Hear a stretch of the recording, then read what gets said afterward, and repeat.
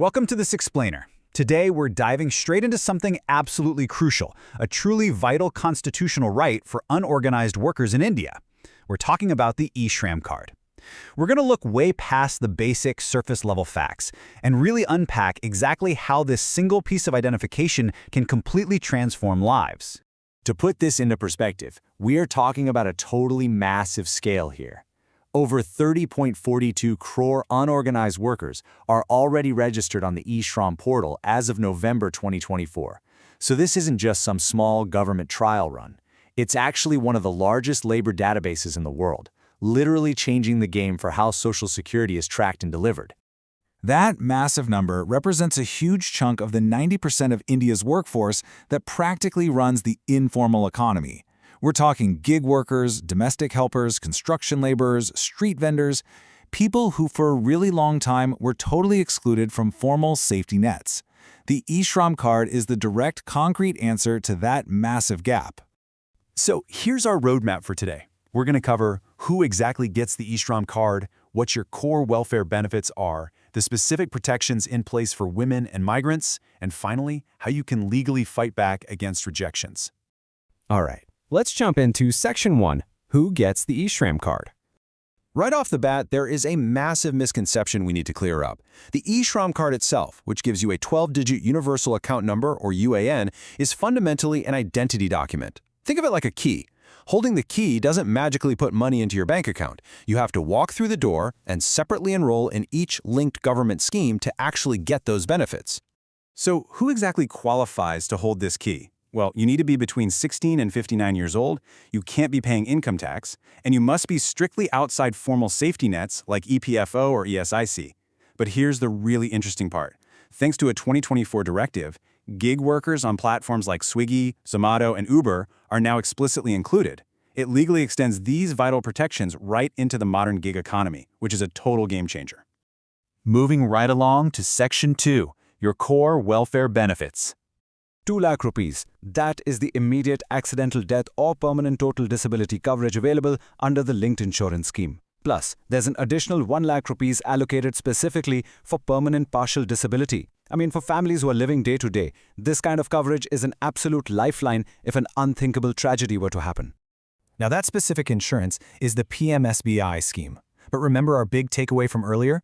Just having the card doesn't activate this protection. You have to take that extra step and separately enroll through a bank or a common service center. Honestly, this single missing step is exactly where millions of people accidentally miss out on their rightful coverage. Next up, we've got 3,000 rupees. This is a guaranteed monthly pension waiting for enrolled workers once they hit 60. For informal workers who, have never had the luxury of a formal provident fund or corporate retirement plan, this provides genuine, structured financial security for the future.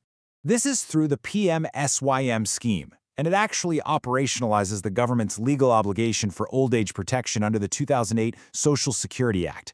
If you're making 15,000 rupees or less per month, the government literally matches your 50% contribution every single month. It makes real retirement protection accessible for the people who need it the most. And wow, the benefits really don't stop there. By linking your UAN, you get access to broad life insurance, free healthcare at impaneled hospitals, housing support, and even collateral-free business loans if you're a street vendor. And the absolute best part? Thanks to a new one-stop solution that launched in October 2024, you can now manage all these housing, health, and credit benefits on a single, unified dashboard. It totally removes the information gap that used to hold workers back. Let's dive into Section 3, Protection for Women and Migrants. It's really fascinating how this system zeroes in on specific, highly vulnerable demographics. For women, the card serves as proof to access maternity funds, which can range up to 6,000 rupees for a second girl child under the PM-MSBY scheme. It also gives domestic workers an occupational identity, which is huge for leverage under workplace harassment laws. And for migrants, that 12-digit UAN is nationally portable. So if you move from Bihar to Maharashtra for a job, your Social Security travels right across those state borders with you. All right, on to our final part, Section 4, How to Fight Rejections. Look, bureaucracy happens, right? But when things go wrong, you can usually self-diagnose the issue pretty quickly. The #1 reason payments fail is actually a dormant bank account. If your account hasn't seen a transaction in a year, your insurance just auto-deactivates. Other super common fixes include updating a mismatched Aadhaar mobile number or fixing an incorrect IFSC code. You can resolve most of these headaches quickly by doing a tiny bank transaction and just updating your profile on the dashboard. But what if updating your profile doesn't work? Well, you've got a clear escalation ladder. Start with the official e-Shram grievance portal. If you get ignored there, file an RTI application. That forces them to reply within 30 days. From there, you can escalate it to the State Labor Commissioner, or if it comes down to it, approach the High Court under Article 226 to demand the disbursement you are owed. This idea is absolutely crucial, and it's exactly why you shouldn't just walk away if you hit a bureaucratic wall. The Supreme Court of India has repeatedly affirmed that these welfare schemes are part of your fundamental right to a livelihood under Article 21.